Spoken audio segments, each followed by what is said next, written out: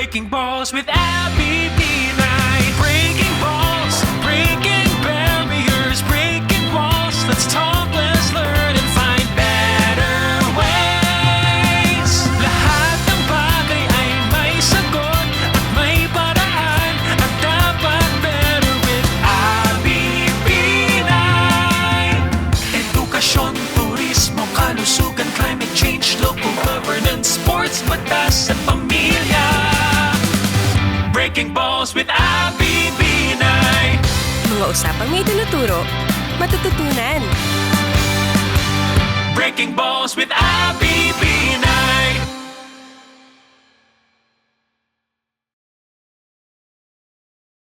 Hi guys! We are on our pang-ilang episode na ba? Hindi na ako sure. Pero hindi na yun importante.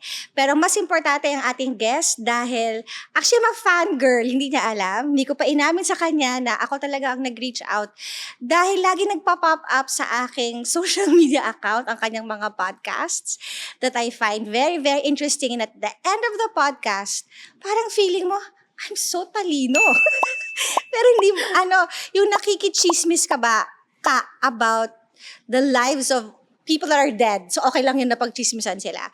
Pero, hindi lang yun ang interesting na makukuha natin na storya sa kanya. Dahil, we can talk for hours on end. Dahil madaming pwedeng pagchismisan. So, ang guest natin today ay napaka-popular na TikTok creator. But more than that, minsan kasi sa TikTok, wala masyadong matalino. Aminin natin, hindi. Our guest today is Mona Magno Veluz, also known as Mighty Magulang. Paano ba naging Mighty Magulang ang naging alias? Okay. Hello everyone. Hello Miss Abby. So Mighty Magulang po is a name that I've been using for the longest time. Like even before TikTok. Na talagang Mighty Magulang na ako. Bakit? Kasi po, when my eldest son was growing up, he was diagnosed with autism. Okay. So after naming mag-asawa na cry, ano ba to, ano ba gagawin natin, we decided na hindi kami magiging victim to our situation. Na we are going to be empowered parents, we are going to be educated, we are going to do this so that my son will have the best possible life. So kaya naging Mighty Magulang, parang rallying cry But namin. nothing to do with genealogy. No, wala talaga. Parang ako magulang. Genealogy towards When that. I started my TikTok account during the pandemic, sabi ko, mag-iimbento pa ba ako ng bagong pangalan? And this has been something that I've been using for more than 10 years. So, ginamit ko yung Mighty Magulang. And it also works kasi ayokong ma-identify as a teacher, ayokong ma-identify as a historian, because I'm not that. And you don't want to lose that identity of yours. And also, I have so much respect for teachers and historians who really studied to do this. I'm really a history enthusiast. Chismosa ka lang. Pero I'm also a genealogist. So, ang ibig sabihin ng genealogist, gumagawa ako ng family trees, naghahanap ako ng proof. Hindi pwedeng kwento-kwento lang. Hindi pwedeng chismis lang. Dapat chismis with resibo. How did you get into that though? Like, kumbaga I'm sure you didn't wake up one day and say, okay, I want to be that. I'm a business major. Correct. My master's degree is in applied business And you economics. work in the corporate world. So parang For diba, many years, ang yes. layo. Telecoms, IT, as in, yun ang world ko. And then one Christmas, and this was around 1999, 2000, Okay. ang sabi ko, grabe, ang dami nung pamilya ng asawa ko. Like, sabi ko, magbibigay na naman ba ako ng medyas? Sabi ko, no, what I'll do, June pa lang, I started researching on their family. Kasi, it was a gift. Yun yung una mong project. My first project was a family book that had the genealogy of my husband's family, plus the love stories of the titos and the titas. Nice. So that was, and they appreciated it so much. Kasi nga, ayun, parang it was a meaningful gift rather than just, medyas or belt. Tsaka labor of love. Kasi you really do your research. And what I realized after that is, magaling ako.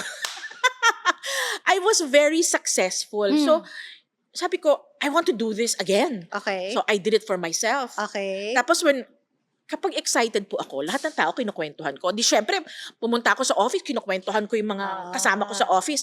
Yung ka-office mate ko, uy, alam mo, ang tagal ko nang hinahanap ng lolo ko. I'm going to give you 10,000 pesos, hanapin mo lang yung birth certificate ng lolo ko. It took me 30 minutes. So parang it was huh? Easy money naman yun. I can make money off this. So while I was in corporate, that was Doing my that on side the hustle. that was your side. So I remember hustle. leaving my office early on Friday afternoon. Just to do that. Just to research. Okay. So, and then how did you end up researching on our mga ninununa? Kasi, I remember watching your podcast about yung mga babae sa buhay. Sa Rizal. And then, marami kayong ginawa eh. There's also, you also have a segment about the Ontiveros. That line na ang layo-layo na. Pati yung mga mulak. Kumbaga paano mo natitrace hanggang Spain, hanggang France? Ang galing ng research. Well, unang-una, I read. Kasi nga, when you study genealogy, hindi pwedeng yung documents lang ang babasahin mo. Dapat you have to read the context of their lives. And in doing that, minsan may na-uncover ako na, okay, bagong repository. Uy, ito, bagong source ng mga materials. So, since I started in 2000, so like 25 years now, ang dami nag-overlap na research ko. Tapos it turns out na famous yung isa doon sa kanila. So that's how, for the sake of my content, I end up doing the genealogies of public people. Kasi, well, unang-una, walang Data Privacy Act violation. Kasi they're public. Yeah. They're public. And they're public documents. They're public individuals who have, from interviews or whatever, ang hinahanap ko na lang ngayon, yung mga historical figures, which is easier. So, for example, yung mga mulak, yung Spanish, yung French nila, kasi yung archives ng Spain and France open, like dinigitize nila and open to the public. Mas madaling maghanap. Correct. Hindi siya yung papel na kailangan ka pumunta sa library. And dahil I come from a generation who had 24 units of Spanish, may residual knowledge pa ako of Spanish. So yun, and I also studied French. So it helps na you have that kind of background when you do this, pero hindi na necessary, lalo na ngayon with AI. You can feed a document into AI to let it transcribe for you or translate for you, although it's usually not the best. But pwede, kung sa pwede, parang estimate. Which one was you feel was the hardest of all the profiles that you were able to do? Alam mo, ako, my family, I still struggle with my family kasi lopsided yung aking family tree. My mom, I have traced her ancestry to 1740, pero my dad hanggang 1900 lang ako. Kasi walang documents. So yun, that is the brick wall na you're going to say it's hard kasi hindi ko ma-fix, hindi ko ma-ano. Pero ang pinakamasaya, and I should mention it, is when I found somebody na may connection to King Charles. Taray! King Charles the Great, hindi yung Charlemagne. Charlemagne? Yeah, 32nd great-grandchild of Charlemagne. Sino to? Is Mary Racelis, who is a sociology professor in Ateneo. Sana all. Kasi she had a book. She mentioned her family, her mother, kasi her mother was American.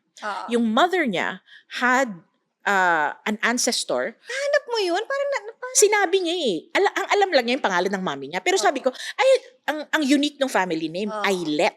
Aylet. Hanapin natin, practice, genealogy practice. Tapos it turns out, she is connected to, who's the guy who said, give me liberty or give me death? Patrick Henry. So she is a descendant of Patrick Henry. And from Patrick Henry, hindi ko na kailangan mag-research kasi existing na yung research on him. The US founding fathers. So ganun. Simple. Diba? It's not so difficult. Okay. So, hindi alam ng iba. Mga few hours ago, nagpadala siya ng, nag-request ako sa kanya on our first meeting if she can do a research on my dad. My dad kasi was, as you know, an orphan at a very young age. And he doesn't really talk about his childhood at all. And it was only recently when he said in passing na meron siyang kapatid. You did not know na may kapatid siya? No. And his story so sad. Yun nga, kaya that's why he doesn't like to talk about it. That's why I wanted to reach out to you because that's that side of my ancestry that I am not familiar with. I know that my lola is from Isabela, my lolo is from Batangas. Tapos 'di ba minsan parang may marinig kang kwento na ganito na hindi ka naman okay, ito yung kwento, and then minsan it does not jive with the documents that you have. Parang bakit ganun yung story? Ang pagkakaalam ko na so librarian pala yung lolo ko, Yeah. and my lola was a Teacher. teacher. Ang cute. Pero ang kwento sa akin nun, ang weird na kwento sa akin was my lola daw was a PC sa Isabela, kaya sila nagkakilala nung lola ko na teacher. So 'di ba minsan iba-iba nga yung versions ng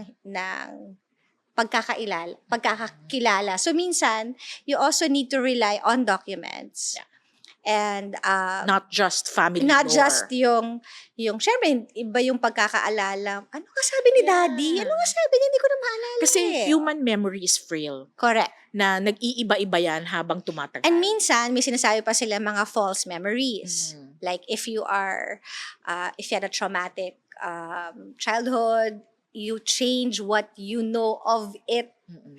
to protect yourself, parang ganon. So Or sometimes idealize it. Correct. Like, you want it to be more dramatic or more significant than it correct. was. So I just found out that my lola actually died of breast cancer.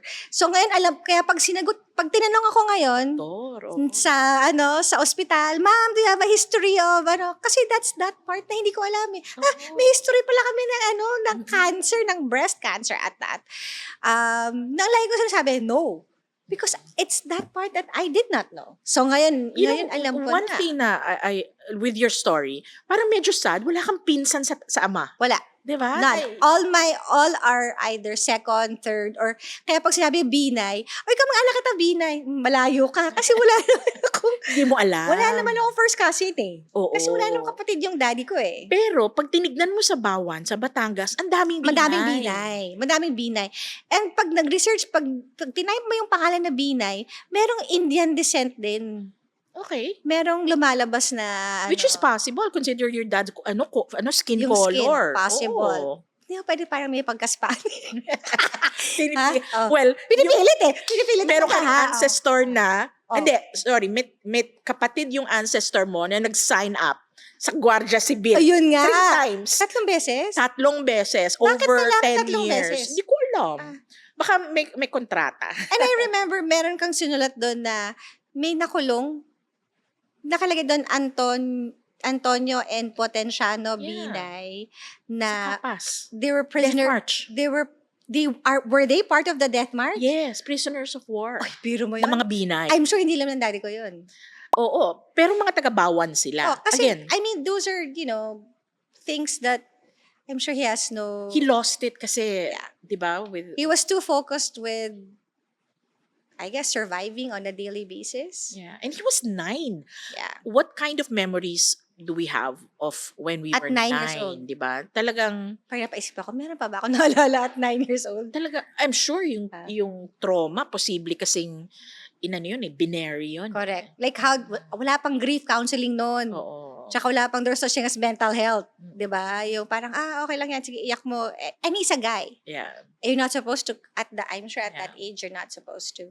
How do you handle grief? Tas dalawang parents pa yung nawala sa kanya. So, I did send you the location of their graves. correct. Yung iyong mga ancestors. Baka you're interested to do a, adventure into the cementerio. That's always fun.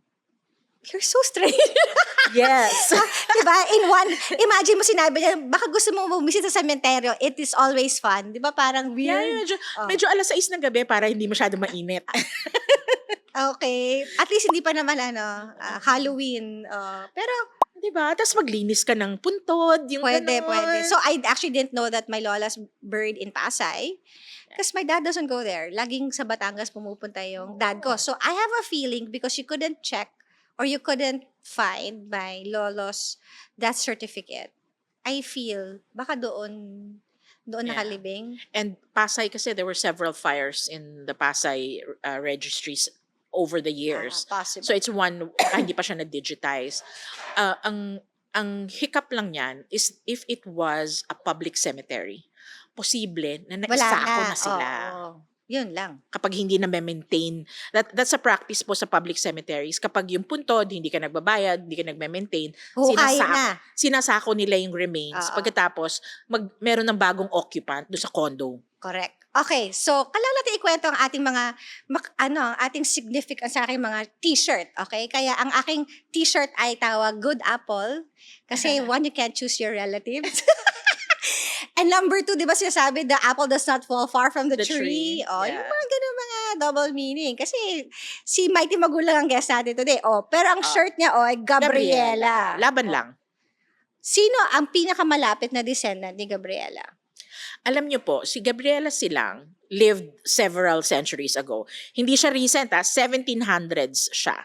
So, very poor ang records ng mga panahon na yun. Even yung mga dinodrawing natin na kunwari, yung mukha ni Diego Silang tsaka mukha ni Gabriela Silang, imagination lang natin yon. Ha? Oo naman. Yung, So, hindi yung totoong, I mean, Ayan, hindi there's no real portrait of wala. her? Wala. That's just an interpretation of what she could have looked like. She could have been fat. Di ba? Oh, tama. Oh, she could have been small. Correct. Or, Di ba? They could have been an ugly couple, pero hindi.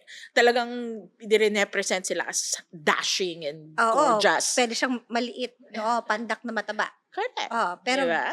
what she stands for is what's more important. That's important. But your question on descendants, there are some people who kind of say that they are connected to the Silangs, pero that is based on family lore, oral histories, rather than a documentary trail. Walang documents. Mm. Kasi I remember dati si Annie Susano, when I was in Congress, sabi niya, malayo niyang kamag-anak si Tandang Sora.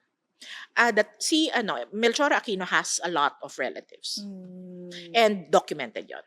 So madali makita yon. Madali sila mahanap. So kung gusto niyo malaman sino mga kamag-anak niyo, umalay niyo meron kayong because 'di ba nauso ngayon yung nag-a-apply ng Spanish Sa Ley de Memoria. Where did that Citizenship. Yeah. Spanish citizenship. Marami nag-apply. Usually mga taga Dumaguete, yung mga nandun sa sa mga maraming Spanish posts. may mga hacienda silang nag-apply ng Spanish citizenship kasi nagbukas ang space. Pero tapos na ata Dalawang cycles, kakatapos lang may no, isa pa ba? August last year. August, Okay. October. So let's talk about the very famous auction. Napakamahalang libro na Elfili na auction for 21. Grabe, no? Million. 21 million. Hanapin nyo sa baul. Baka meron kayong mga first edition dyan na wala kayong kamalay-malay. But I think the reason why this book was auctioned for that much was because of the provenance. Yeah. Maganda yung storya Mm. Diba? Nagkakaroon ng value yung isang bagay. Kasi like, any first edition book, lahat first edition book ng Elfili, first edition. Pero ito, may kwento. Correct.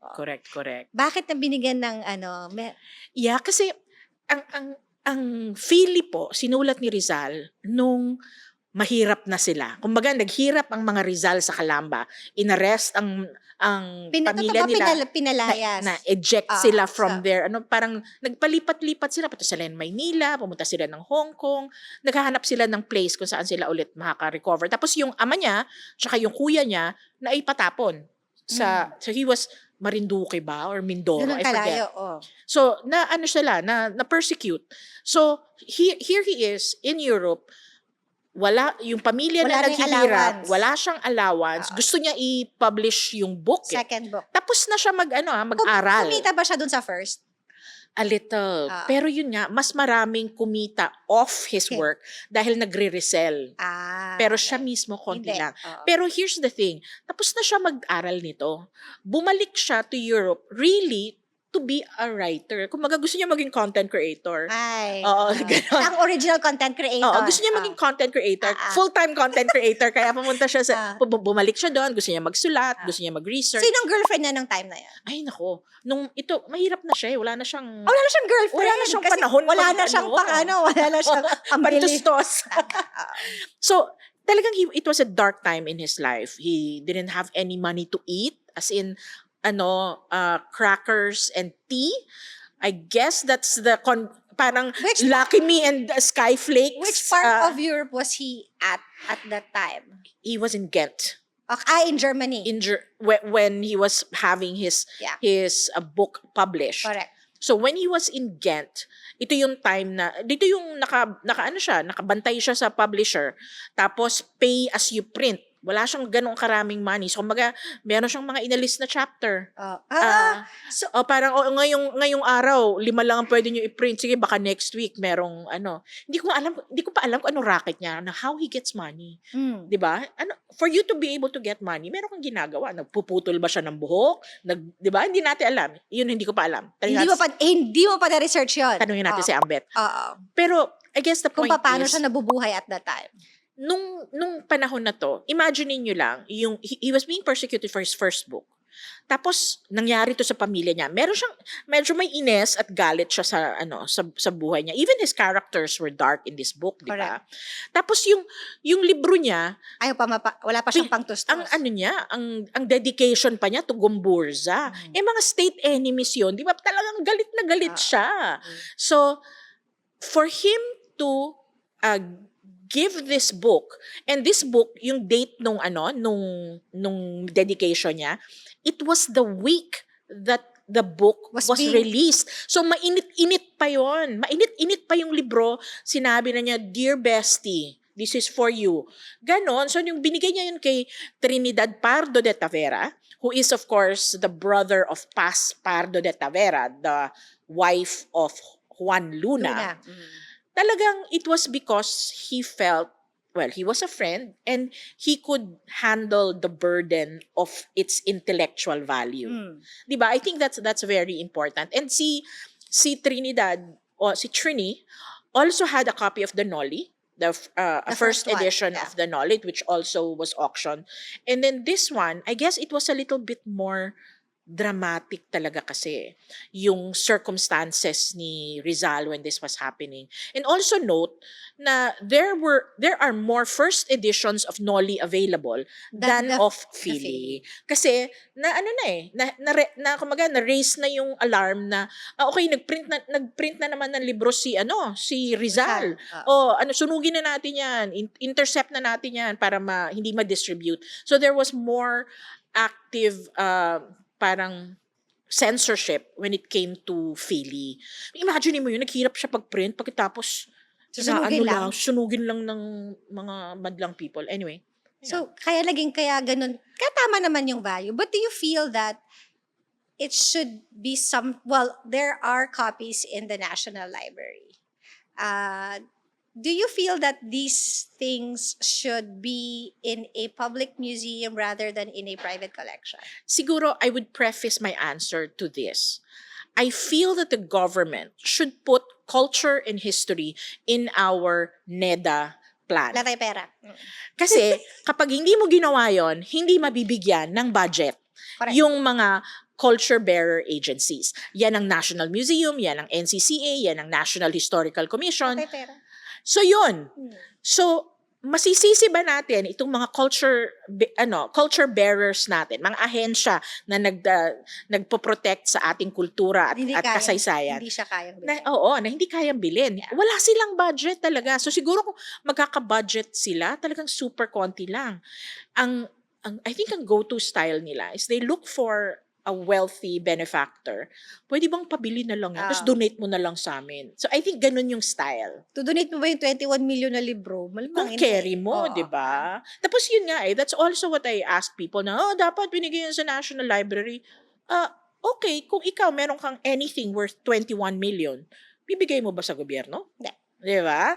So it is a question we have to ask ourselves. Sure. And it's also, again, a challenge to government na bigyan naman natin ng konting importansya, yung Correct. mga library, mga museum. Actually, ang laki ng improvement ngayon, I have to say. I believe In that. this administration, the National Library, the National Museum, I was in the National Museum very recently where the Spolarium is at. Sabi ko, ganito na ba ang laki ng improvement Yeah. ng National Museum, even the CCP, the Metropolitan Theater. There is actually a collector I know that has a huge collection of Juan Lunas. He passed away. So sinasabi, donate mo na lang sa sabi niya, donate? Nakita mo ba yung itsura ng National Museum?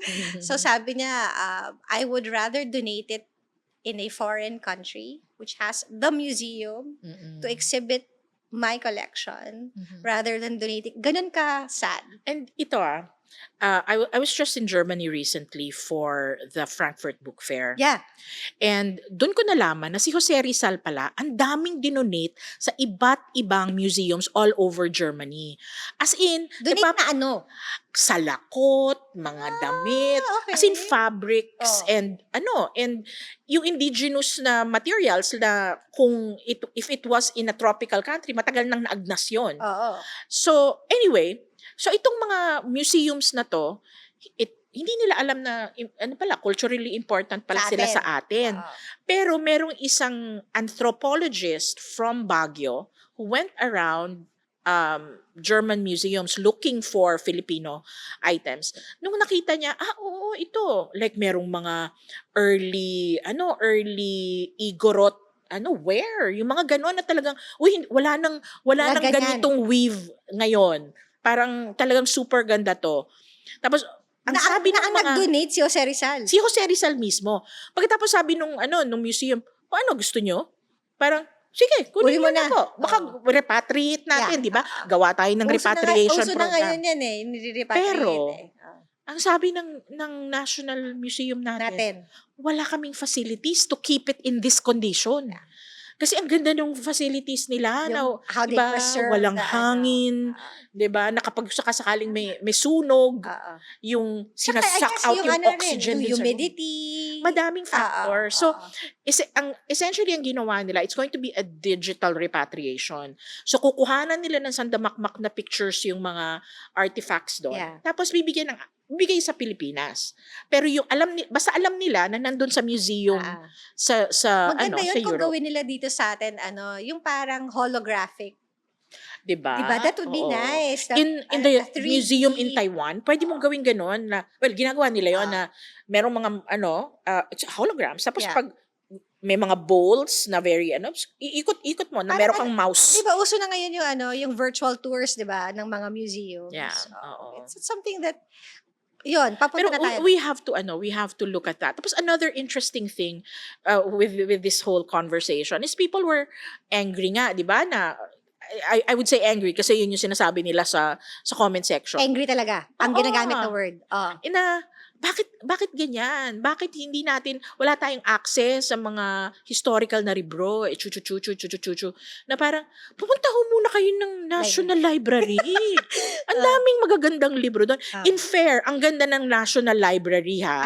Di pa nga ako pupunta ulit. Alam mo nung, Nag-post kasi Ambet ngayon na Oo. he was holding on to that pero that Nolly was na circa ewan pa yon. Pero sinabi niya that Nolly daw, that's in the National Library, is the original manuscript, Correct. which is drawn by Jose Rizal. Yeah. Siya yung Alam mo, ngayon, sa 6th floor ng National Library, meron silang permanent exhibit. They call it permanent exhibits. And it exhibits all historically relevant books. Nandun yung, Velarde map. I know, Tapos, andun yung lahat, like Catalogo Alfabetico de Abelidos, the first prayer book, lahat, pati nung mga may revolutionary. guided tour ba? Well, pwede. Oo. Kasi si Xiao Chua yung nag-curate Si Xiao. nun. So, you can go, you ask Xiao Yeah. to Kasi mahirap rin to thank just you. go there and you're like, okay, hindi ko to naiintindihan. Pero meron sila na QR code. Pag kininik mo si QR code, High-tech ng National magkukwento. Library. Yeah. QR code na ngayon, tapos yung mga reading rooms nila ngayon, in the past kasi when I went to the National Library, parang maalikabok, Madilim. yes. Tapos Oo, matigas madilim. yung mga Oo. upuan. Parang may mumu. Aminin mo, parang ngayon, mo yung National Library. pero sanay ako sa UP Diliman. So, Okay. ganon din yun. Oo nga. So, ngayon maganda na. Meron na silang, merong place where you can do quiet reading, meron ng discussion area, may couch na sila. Oh. Tapos, they're trying to develop their collection na hindi lang books. Ano ba ang pwedeng toys? Tapos sabi ko nga sa kanila, pwede rin arts and crafts, di ba? Yung mga Pwede. ganon. So they're trying to look at ways to make the library more interesting. Because another interesting update sa National Library natin, yung what they call the insurgent records. Nung dumating yung mga Amerikano, sila Aguinaldo, the revolutionaries, were considered insurgents. Correct. Kinolect nila lahat ng dokumento ng mga insurgents at dinala nila sa Amerika. So they, over the years, have scanned it. Kumbaga, talagang bilasang-bilasa na yon, skinanan nila. Tapos sabi nila, Pilipinas, gusto nyo? Gusto niya ng kopya. Binalik na nila. The original one. The original. Not the digitized. scan copy. The digitized versions, you can actually read it at the NARA website, the National Archives of the US. So, ngayon, ang National Library, iniisa-isa nila yung mga bumili sila na equipment, meron silang de-acidifier, na yung mga dumidilaw na paper, isprayan mo lang noon, tapos parang lalatag mo sa parang syrup machine. Tapos parang, hindi na siya magbabrown. Pagkatapos, meron silang, they call it a welding machine, na lalagay mo yung papel doon sa isang, tapos iipit siya sa mylar, higupin yung hangin, tapos isi-seal siya. Parang vacuum seal ng pagkain. Parang ganon, pero hindi. Siya. Tapos pag naka-mylar na. Saan ba nakakapag-aral ng ganyan? Parang gusto ko ng bagong career. Pero Restorer. I'm sure a restore, pays very well. Kasi konti lang ang restorer eh. Totoo. Diba? Restorer ng old books. Old clothes. Oo, diba? Pati yung konti lang yan. mga maps. And Tsaka there's there's technology behind it eh. Yun nga. Saan nga pwede mag-aral? Baka sa Germany. Maging restorer. Okay. If Filipino history is a genre, hirap naman ang tanong, what is it and why? Anong genre ng ano? Kasi history for me in itself is a genre. Diba? Pero I think when it comes to books ngayon, meron ng non-fiction. Tapos some are also doing parang fictionalized version of the past. So, again, like Ibarra and Maria Clara and Ibarra is a fictionalized history of something that was considered historical. Do you feel now that there is a trend towards, this generation wanting to know more of the past? Kasi napapansin natin ngayon, ang daming mga historical movies. Whether, okay, let's not go there kasi may mga movies na very contentious. Pero nakikita natin yung trend. Di ba there's a recent Magellan, and then there was the Goyo, and then there was there's interest. There's interest. Yeah. And the fact that you are a famous TikTok creator and nagte-trending yung mga content mo. Hindi ko alam paano nangyari yun. No, means to say it signifies that there is interest to know about. Kasi alam lang natin, okay, aminin natin o hindi, kapag nag-aaral tayo ng history sa school, tayo ay inaantok. Yeah, Totoo same. naman It's yan. true. Oo. Ganun ako. Pero pag ikaw nagkakwento, hindi eh. Ganun pa, hindi ko na Kasi na. may lang. Tsaka hindi, may chismis factor nga. Siguro. Diba? Kasi dati ang babasahin mo yung libro ni Constantino. na parang ang hirap basahin, or tapos yung teacher mo pa parang hindi maganda, not naman na hindi maganda sa pagkakakwento, it became too formal, I guess. Ako naman, The way history was taught. the way I see it, the difference between me learning history when I was in high school, even college, versus me learning history as an adult who was interested in it, was relevance. Kasi, nung tinuturo sa akin, ang layo sa bituka. Correct. Na parang, hindi ko maintindihan kung anong relevance niyan sa akin. Pero pag nag-aaral ako on my own about history, sometimes about people who are asking for my help about their family or my family, parang nako-contextualize ko siya. Na parang nagulat ako bigla. Alam ko kung kailan yung dates ng revolution na parang dati hindi ko naman alam yan. Di ba pag mag-exam ka, ano nga ang year Oo, yun? na parang Ano nga- kailangan ano pang yun? i-review. Ngayon, alam ko na. Yung Alam ko na mga- kung kailan naging presidente si Quezon. And it wasn't because history has changed. Ganun lang. Same pa rin yan eh. What changed was the relevance to me. Did you, okay, I remember when I was traveling, when I was campaigning, that issue about the blood compact. Parang or even yung landing kasi parang may awayan sa South na may sinasabing, hindi, merong They went to court Yun nga. So, masasettle kaya yun? Hindi. Na-settle na yun, di ba? Yung, Kasi, nagbigay na sila ng, I think it was the first mass. first mass ba? Oo, Yung yung contentious? issue, oo. Oo. So, they were saying it was either Butuan or Limasawa. Correct. Right? So, there was a group of, tapos nag-committee sila. O, ito yung mga historian. Sige. Para matapos na. Matapos na, research natin. Sinabi ng mga historians na Limasawa. Oo. Tapos, yung mga nagsasabing hindi si Limasawa, Sa Butuan. brought them to court. So it is kasi nga here's the thing about history and historical revisionism. Historical revisionism in itself is not bad if it is fueled by new information.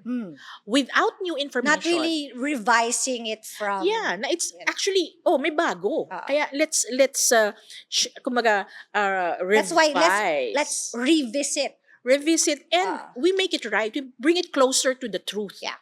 So if the way you revise is bringing facts closer to the truth, then go. Yeah. Pero kung hindi naman, kung wishful thinking ka lang, talagang Or by pure speculation lang. And this happens a lot in genealogy. Whenever I do genealogy work for families, sabi ng lola ko ganito eh. Yun nga.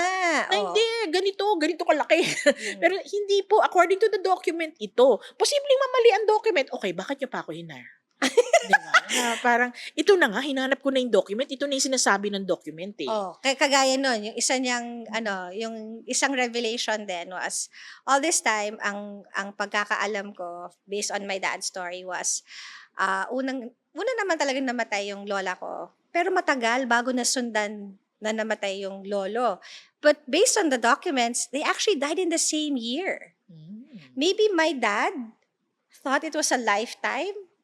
I mean, di ba, bagbata ka, wala kang concept of time, di ba? So ang pagkakaintindi niya, malaki Matagal yung, bago yung sumunod si pagitan bago namatay yung dad niya. But actually, they actually died in the same year. So, kailangan natin ng more research about my dad. So, that's for our first episode. Dahil 30 minutes na, ang haba ng pag-uusapan namin. Ang usapan na to. Pero ang next episode, dahil there's so much to Mighty Magulang, dahil sinabi nga niya dun sa umpisa, sa recap, sa umpisa ng episode was why she ended up being called Mighty Magulang. So our next episode will be about her advocacy, since she is the national spokesperson for the Autism Society. I know that she appears in the Senate. Nasa Senate na ba? Yung bill? Yes. So nasa Senate na ang bill. So we will talk about that on our next episode. At nandito tayo ulit sa ating Hope Court B Billiard Circuit Makati para sa Breaking Balls with Abby Binay.